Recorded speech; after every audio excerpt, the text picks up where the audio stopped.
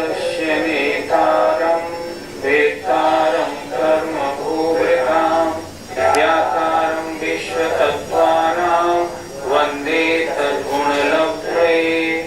पंच परमेष्ठी भगवान की जय। संत शिरोमणि आचार्य विद्यासागर जी महाराज की जय।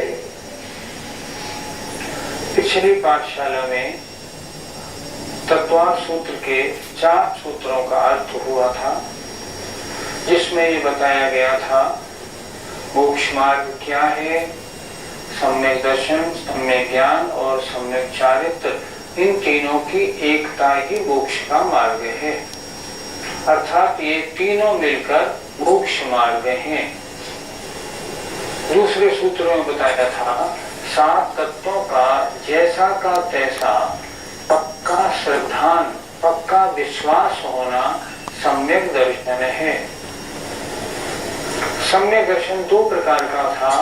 अगले सूत्र में बताया था कि वह सम्यक दर्शन स्वभाव से या परोपदेश से होता है।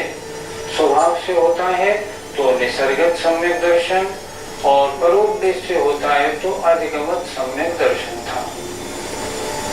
चौथे सूत्र में आपको बताया था तत्व 7 होते हैं। जीव जिसमें चेतना पाई जाए, अजीव जिसमें चेतना न पाई जाए, आश्रव कर्मों के आने के द्वार को आश्रव कहते हैं, बंध आत्मा और कर्मों का एक में हो जाना, बंध जाना बंध है, आश्रव का रुक जाना संवर है, आत्मा के साथ लगे हुए कर्मों में से कुछ कर्मों का आत्मा से पृथक हो जाना निर्जरा है, और आत्मा से समस्त कर्मों का अलग हो जाना मोक्ष है। अब आज थोड़ा आगे बढ़ते हैं। मोक्ष मार्ग या रत्नत्रय या सम्यक दर्शन ज्ञान चारित्र या 7 तत्व 9 पदार्थों को जानने के उपाय क्या है, तो आचार्य अगला सूत्र दे रहे हैं। नाम स्थापना द्रव्य भाव तस्तन्यासः। बोलिए।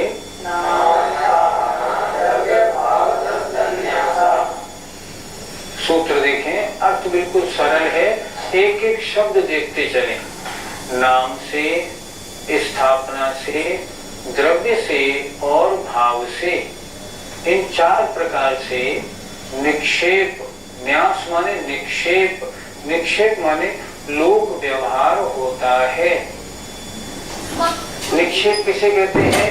जिससे लोक व्यवहार हो, या जो प्रकरण के अर्थ को स्पष्ट करे। यहाँ इसके कहने का प्रकृत अर्थ क्या है, उसे हम कहते हैं निक्षेप। निक्षेप के 4 भेद इसमें बताए हैं, अर्थात वस्तुओं को जानने के 4 उपाय हैं। जीवादिक 7 तत्वों को जानना है तो उनके जानने के ये 4 उपाय हैं। नाम निक्षेप, स्थापना निक्षेप, द्रव्य निक्षेप और भाव निक्षेप। न्यास कहते हैं सामने रखना, अर्थात लोक व्यवहार होना।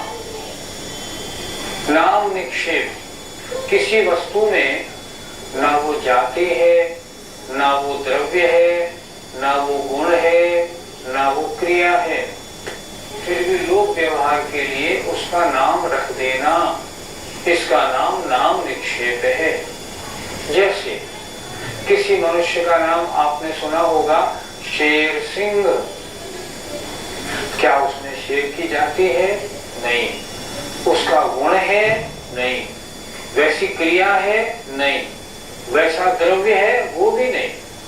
तो आपने नाम शेर सिंह क्यों रखा? शेर सिंह नाम रखा लोक व्यवहार के लिए। इसे हम कहते हैं नाम निक्षेप। दूसरा स्थापना। स्थापना निक्षेप माने धातु की, पाषाण की किसी भी वस्तु में या अन्य वस्तुओं में यह वह है ऐसी कल्पना कर लेना, इसका नाम स्थापना निक्षेप है। जैसे मंदिर में भगवान की मूर्ति विराजमान है, हम कह रहे हैं ये भगवान महावीर स्वामी हैं। क्या वे भगवान महावीर स्वामी हैं? नहीं नहीं, वो तो एक पुद्गल अजीब मूर्ति है। तो मूर्ति है तो मूर्ति को भगवान महावीर स्वामी क्यों मान रहे हो? हमने स्थापना निक्षेप से माना है, इससे लोक व्यवहार चलता है। अर्थात किसी वस्तु में यह वह है ऐसी कल्पना कर लेना स्थापना निक्षेप है। स्थापना निक्षेप दो प्रकार का होता है, एक तदाकार, एक अतदाकार। तदाकार माने उसी आकार वाली वस्तु में उसी आकार वाले की मान्यता बनाना। जैसे मूर्ति में सही मूर्ति बन के आई है, हम कह रहे हैं ये भगवान महावीर स्वामी की मूर्ति है। ये हुई तदाकार स्थापना। अतदाकार स्थापना अर्थात वस्तु का वो आकार ना हो, फिर भी उसको वैसा मान लेना। जैसे आपने अपने हाथ में चितक ली, पूजा करते हैं ना रोजाना, चितक आपने रखी और क्या कह रहे हैं, मैं तरह तरह के नैवेद्य लाया हूँ। यद्यपि वो नैवेद्य नहीं है, लेकिन फिर भी अतदाकार स्थापना के अनुसार वह नैवेद्य है। जैसे शतरंज खेलते हैं ना, शतरंज की गोटी में यह बादशाह है, यह वजीर है, ये ऊंट है, लेकिन ऊंट का आकार थोड़ी है, लेकिन उसको माना तो ऊंट जाता है। ये अतदाकार स्थापना है। इन सब चीजों से संसार का लोक व्यवहार चलता है। तीसरा निक्षेप है द्रव्य निक्षेप, अर्थात भूतकाल की या भविष्यत काल की पर्याय को लेकर आज कहना। जैसे कोई पहले मैनेजर साहब थे, अब रिटायर हो गए हैं, फिर भी उनको मैनेजर साहब कहना, द्रव्य निक्षेप। लोक व्यवहार चलता है ऐसा। और कोई आगे बनने वाला हो, जैसे मान लो राजा का लड़का राजकुमार है, गोदी में है 2 वर्ष का, फिर भी उसको राजा साहब कहना, भूत भविष्य काल की अपेक्षा, ये द्रव्य निक्षेप है। और चौथा भाव निक्षेप, जो वर्तमान पर्याय की अपेक्षा से कथन किया जाए, वो भाव निक्षेप है। अर्थात वर्तमान में जो प्रधानमंत्री हैं उनको प्रधानमंत्री कहना। इस प्रकार इन 4 निक्षेपों से, नाम, स्थापना, द्रव्य और भाव निक्षेप से जीवादि तत्वों का या अन्य पदार्थों का या सम्यक दर्शन आदि का ज्ञान होता है। इसलिए इन निक्षेपों का वर्णन यहाँ आचार्य ने इस सूत्र में बताया। नाम निक्षेप और स्थापना निक्षेप दोनों एक से लगते हैं, तो इनमें अंतर क्या हुआ? नाम निक्षेप में नाम तो रख दिया, जैसे किसी बच्चे का नाम रख दिया, मान लो शांतिनाथ, लेकिन उसमें पूज्यपने का भाव नहीं आएगा। लेकिन अगर किसी मूर्ति में प्रतिष्ठा हो गई, ये भगवान शांतिनाथ की मूर्ति है, तब तो उनका बिल्कुल वही आदर, वही सम्मान होगा जैसे साक्षात शांतिनाथ विराजमान है। नाम निक्षेप में आदर सम्मान पूजा का भाव नहीं होता, लेकिन स्थापना निक्षेप में आदर सम्मान और पूजा का भाव तदनुसार होता है। ये दोनों में अंतर है। शिष्य ने फिर कहा, हे भगवान, वस्तु के जानने के और कौन कौन से उपाय हैं? तब आचार्य ने अगला सूत्र लिखा, सूत्र नंबर 6, प्रमाण नयैरधिगमः। बोलिए, प्रमाण और नय से अधिगमः, इनको जाना जाता है, इनका ज्ञान होता है। प्रश्न ये है, सम्यक दर्शन ज्ञान चरित्र को जानना हो, 7 तत्व को जानना हो, तो इनको कैसे जाने? तो उन्होंने कहा, प्रमाण और नय अर्थात नय के द्वारा अधिगमः, अर्थात इनको जाना जाता है। किनको? सम्यक दर्शन ज्ञान चारित्र जीवादि तत्व आदि को। प्रमाण और नय क्या होता है? जो वस्तु को संपूर्णता से जानता है उसका नाम प्रमाण है। जैसे हाथी, हाथी को हाथी रूप से जानना ये प्रमाण है। और जिसके सूंड होती है, जो वस्तु के अंश का ज्ञान कराए, जिसके कान पंखे जैसे होते हैं, जिसके पैर खंबे जैसे होते हैं, इसका ज्ञान हो, इसका नाम नय है। वस्तु का ज्ञान दो तरह से होता है, एक वस्तु के संपूर्णता का ज्ञान करना और वस्तु के एक एक अंश का ज्ञान करना। अगर इन दोनों प्रकार से वस्तु नहीं जानी जाएगी तो वस्तु का पूर्ण ज्ञान नहीं होता। इसलिए प्रमाण और नय, इन दोनों के द्वारा जीवादि सात तत्वों का या सम्यक दर्शन ज्ञान चारित्र आदि का ज्ञान होता है। अभी आपने प्रमाण और नय के बारे में बताया, क्या प्रमाण के भी भेद होते हैं? आचार्यों ने प्रमाण के दो भेद बताए हैं, एक परोक्ष प्रमाण और एक प्रत्यक्ष प्रमाण। जो इंद्रिय और मन की सहायता से जो होता है ज्ञान, वह परोक्ष प्रमाण है, और जो सीधे आत्मा से जो ज्ञान होता है वह प्रत्यक्ष प्रमाण है। इस तरह प्रमाण के दो भेद हैं, परोक्ष और प्रत्यक्ष। पंडित जी, नय के भी तो भेद होते होंगे, कृपया उन्हें भी बताएं। अलग अलग अपेक्षा से नयों के भेदों का वर्णन शास्त्रों में पाया जाता है। मुख्य रूप से नय के दो भेद होते हैं, द्रव्यार्थिक और पर्यायार्थिक।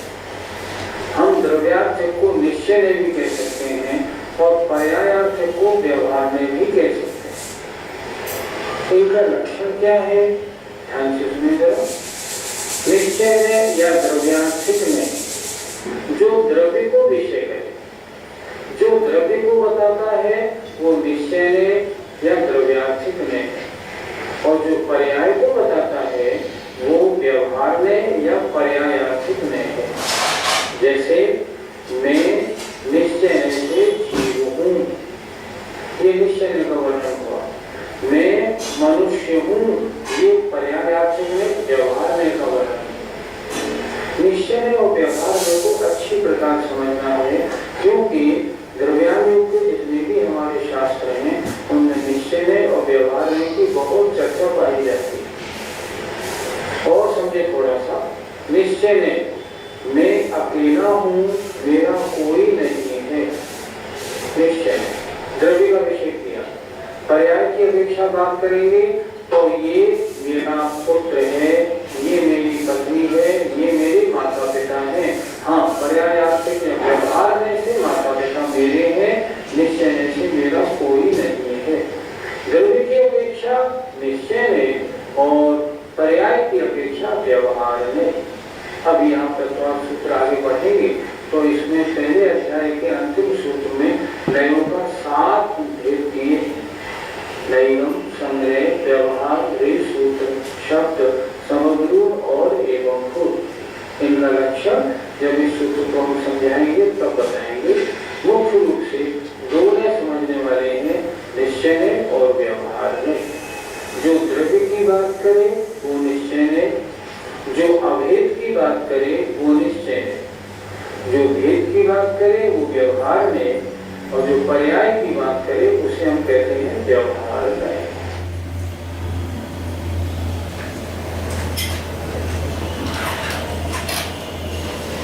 छठा सूत्र प्रमाण नय अधिगम। इसको जब सुना तो शिष्य ने प्रश्न किया, तो अगर किसी को और अच्छी प्रकार से जानकारी करनी हो तो किस प्रकार हो सकती है, उसके साधन, उसके क्या कारण हैं। तब आचार्य ने 7वें नंबर का सूत्र लिखा। देखिए, निर्देश, स्वामित्व, साधनाधिकरण, स्थिति विधानतः। निर्देश, स्वामित्व, साधनाधिकरण, स्थिति विधानतः। बोलिए, निर्देश, स्वामित्व, साधनाधिकरण, स्थिति विधानतः। सूत्र का अर्थ हुआ बिल्कुल स्पष्ट, बहुत सरल। सूत्र के अनुसार चलिए, उंगली सूत्र पे लगा लीजिए। निर्देश, स्वामित्व, साधन, अधिकरण, स्थिति और विधान से जीवादि तत्वों का या सम्यक दर्शन ज्ञान चारित्र आदि का विशेष ज्ञान होता है। फिर एक बार देखें, बिल्कुल स्पष्ट है सूत्र। निर्देश, स्वामित्व, साधन, अधिकरण, स्थिति और विधान से जीवादि तत्वों का या सम्यक दर्शन ज्ञान चारित्र आदि का ज्ञान होता है। 6 शब्द इस सूत्र में आए। आइए जरा उनकी परिभाषा देखते हैं। निर्देश, वस्तु के स्वरूप का कथन करना निर्देश है। स्वामित्व, इसका स्वामी कौन होता है, उसके अधिकार, स्वामित्व का कथन करना स्वामित्व है। साधन, इसकी उत्पत्ति के कारण क्या है, ये कैसे प्राप्त होती है, साधन। अधिकरण, इसका आधार क्या है, बेस क्या है। स्थिति, यह कितने समय तक रहती है, इसका काल, इसकी अवधि कितनी है, कितने समय तक ये टिकती है। और विधान, ये कितने प्रकार की है। फिर एक बात समझे, आपको तत्वासु थोड़ा कड़ा तो लगेगा, लेकिन कड़ा तो नहीं, पहले शब्दों के अर्थ तो समझने पड़ेंगे, लेकिन फिर भी सरल है बिल्कुल। आप आराम से एक एक शब्द को समझिए। निर्देश, वस्तु का स्वरूप क्या है। जैसे मान लो हम सम्यक दर्शन के मामले में लगाते हैं। सम्यक दर्शन का स्वरूप क्या है, आपने पढ़ा था ना, तत्वात् श्रद्धानम सम्यक दर्शनम। 7 तत्वों का यथार्थ श्रद्धान करना सम्यक दर्शन है। ये क्या हुआ, निर्देश। स्वामित्व, इसका स्वामी कौन होता है, भव्य हो, पंचेंद्रिय हो, सैनी हो, वो इसका स्वामी होता है, स्वामी। साधन, इसकी प्राप्ति के, इसकी उत्पत्ति के कारण क्या है। पहले एक सूत्र आया था, तन निसर्गाधिगमाद्वा, वे सम्यक दर्शन उपदेश से होता है। दूसरी बात, जाति स्मरण से, वेदना से, इंद्रिय दर्शन आदि के द्वारा होता है। ये क्या है, साधन। अधिकरण, अधिकरण माने आधार। सम्यक दर्शन किसमें होता है, ये जीव में होता है, ये आत्मा में होता है। अधिकरण माने आधार। आधार 2 प्रकार का, एक बाह्य आधार। सम्यक दर्शन कहाँ होता है, प्रश्नानी में होता है, प्रश्नानी से बाहर नहीं होता। अधिकरण। स्थिति, सम्यक दर्शन एक बार हो जाए तो कितने समय तक टिकता है, इसकी स्थिति कितनी है, अलग अलग प्रकार की है। जैसे एग्जाम्पल उदाहरण ले लें, उपसम सम्यक दर्शन अगर होता है तो कम से कम या अधिक से अधिक अंतर्भुक्त ठहरता है, इससे ज्यादा नहीं। इसी प्रकार अन्य सम्यक दर्शनों की भी स्थिति आचार्यों ने लिखी है। और विधान, विधान माने भेद, कितने प्रकार का होता है। सम्यक दर्शन 2 प्रकार का होता है, निश्चय सम्यक दर्शन और व्यवहार सम्यक दर्शन। 2 प्रकार का होता है, सराग सम्यक दर्शन और वितराग सम्यक दर्शन। आज्ञा आदि 10 प्रकार का भी होता है। औपशमिक, क्षायिक और क्षायिक 3 प्रकार का भी होता है। ऐसे तरह तरह के इसके विधान में भेद होते हैं। फिर एक बार समझे, सूत्र थोड़ा सा कड़ा है, ज्यादा कड़ा नहीं। निर्देश, वस्तु के स्वरूप का कथन करना निर्देश है। सम्यक दर्शन का स्वरूप क्या है, 7 तत्वों का यथार्थ श्रद्धान करना, इसे हम कहेंगे निर्देश। निर्देश के द्वारा हमें सम्यक दर्शन की जानकारी हुई। स्वामित्व, इसके स्वामी कौन है, चारों गति के जीव हो सकते हैं, पंचेंद्रिय हो, भव्य हो, पर्याप्तक हो, वो सम्यक के स्वामी होते हैं।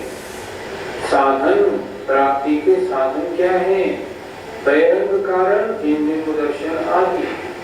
अंतरंग साधन है 7 प्रकृतियों का क्षय क्षयोक्षम आदि। अधिकरण आधार, सम्यक दर्शन होता किसमें है? ये सम्यक दर्शन जीवात्मा में उत्पन्न होता है।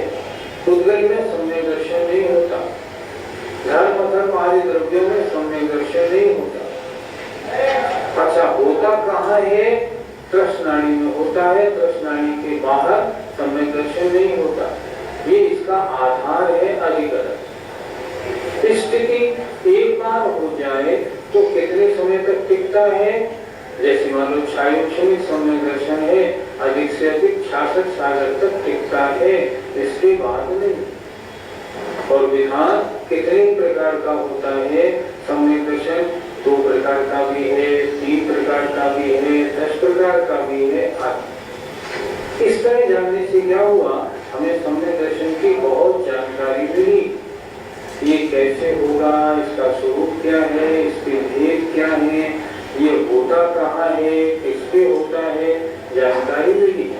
तो जानकारी के विशेष साधन इस सूत्र में बताए गए निर्देश, स्वामित्व, साधन, अधिकरण, स्थिति और विधान से भी जीवादि तत्वों का या सम्यक दर्शन ज्ञान चारित्र का ज्ञान होता है। अगर किसी को निर्देश, स्वामित्व इसकी बजाय और विशेष तौर पे जानना हो, निर्देश स्वामित्व की चर्चा जो इस सूत्र में हुई मध्यम रुचि वाले शिष्य की अपेक्षा, और विस्तार से जानने वाला अगर किसी शिष्य की इच्छा हो तो आगे आचार्य अगला सूत्र और लिखते हैं। आइए, सब संख्या, क्षेत्र स्पर्शन, कालांतर, भावाल्प बहुत स्वइष्ट। संख्या, क्षेत्र स्पर्शन, कालांतर, भावाल्प बहुत स्वइष्ट।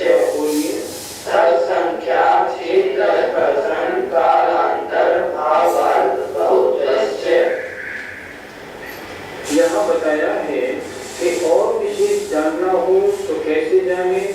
तो इसमें 8 अनुयोग बताए।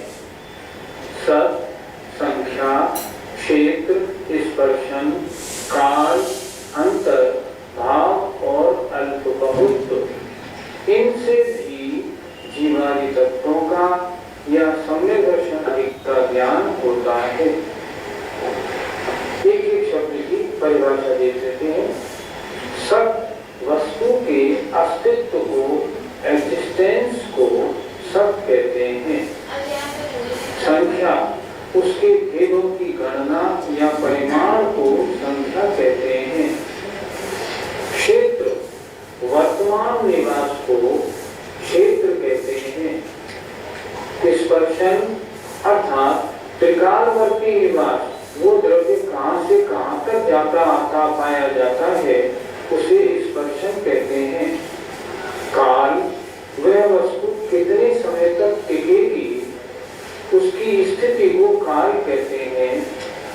अंतर एक बार होने के बाद फिर दोबारा कब प्राप्त होती है, इसको अंतर कहते हैं।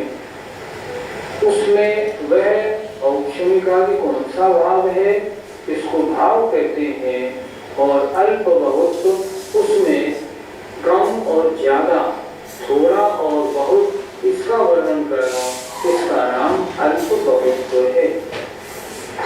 जैसे समझते हैं जरा, सब सम्यक की अपेक्षा अगर बात करेंगे तो सम्यक दृष्टि जीव कहाँ कहाँ होते हैं?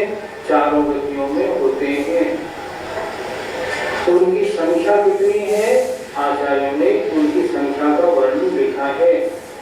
नारकी असंख्यात, त्रिंचवी असंख्यात, मनुष्य संख्यात, देवी संख्यात। क्षेत्र सम्यक दृष्टि का वर्तमान निवास कहाँ है? जहाँ वह उत्पन्न होता है वहाँ है। स्पर्शन वह कहाँ से कहाँ तक जा सकता है? जैसे देवों की अपेक्षा देव नीचे तीसरे नरक तक जा सकते हैं, ये स्पर्शन। काल कौन सा सम्यक दर्शन कितने समय तक स्थित रहता है, काल है।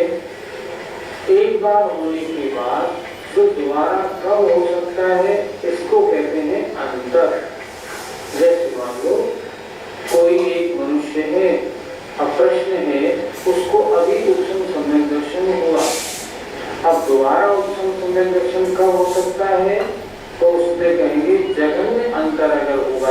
तो कल्पिता संख्यात्मक भाग काल उत्कृष्ट अंतर होगा, कुछ कम अर्धपुत्रक परावर्तन। इस तरह इसे कहेंगे हम अंतर। अंतर माने विरह काल, इंग्लिश में हम कह सकते हैं गैप पीरियड। उसका गैप कितना पड़ेगा, ये अंतर। भाव सम्यक दर्शन तो है, ये भाव कौन सा है, मान लो उपशम सम्यक दर्शन और क्षणिक भाव, छायिक सम्यक दर्शन, छायिक भाव, छायोक्षणिक सम्यक दर्शन, ये छायोक्षणिक भाव। अगर हम अल्प बहुत की चर्चा करें तो इन सम्यक दृष्टियों में सबसे ज्यादा सम्यक दृष्टि कौन से हैं, छायोक्षणिक हैं, उनसे कम क्षायिक हैं, सबसे कम औक्षणिक हैं। सिद्धों की अपेक्षा अगर बात करें तो सबसे ज्यादा क्षायिक सम्यक दृष्टि, सबसे ज्यादा अगर सिद्धों की अपेक्षा बात करें तो ये हम कहते हैं अल्प बहुत, कौन ज्यादा होते हैं कौन कम होते हैं। इस तरह सबका वर्णन सबकी और विशेष ज्ञान में करना हो तो करना होता है। अगर इन 8 अनुयोगों को अच्छी तरह समझना हो तो इनका वर्णन आचार्य वीरसेन स्वामी ने धवलादी ग्रंथों में किया है और उसमें उन्होंने सत्संख्या क्षेत्र स्पर्शन के आधार से बहुत विस्तृत वर्णन किया। संक्षेप में अगर देखा जाए तो सर्वार्थ सिद्धि में इस सूत्र में जो व्याख्या की है उस व्याख्या में बहुत अच्छा वर्णन किया है जो सारा धवलादी ग्रंथों के आधार से है। ये किनके लिए वर्णन है, जिनको विस्तार से जानना हो। हमें और जानना है तो आइए पहले प्रमाण में से जानिए, और जानना है तो निर्देश स्वामित्व वाले सूत्र से जानिए, और भी ज्यादा जानना है ना तो सत्संख्या वाले सूत्र के आधार से जानिए। इस प्रकार इन 3 सूत्रों में ये बताया गया है कि जीवाणु तत्वों को सम्यक दर्शन ज्ञान चारित्रों को जानने के उपाय क्या हैं। आपको कुछ कड़ा लग रहा होगा तत्वार्थ सूत्र, लेकिन नहीं, कड़ी की व्याख्या आज समाप्त हो गई। अब आगे सब सरल आएगा, लेकिन सबसे पहले समझाना तो पड़ेगा ना। आज आपने 4 सूत्र पढ़े, देखिए जरा उनमें क्या क्या आया। सबसे पहले ये बताया जीवाणु तत्वों का या सम्यक दर्शन आदि का लोक व्यवहार कैसे होता है, 4 निक्षेपों के द्वारा, नाम, स्थापना, द्रव्य और भाव। फिर जीवाणु तत्वों का सम्यक दर्शन आदि का ज्ञान कैसे होता है, सामान्य से जानना हो तो प्रमाण और लय से ज्ञान होता है, प्रमाण लय रतिगमा।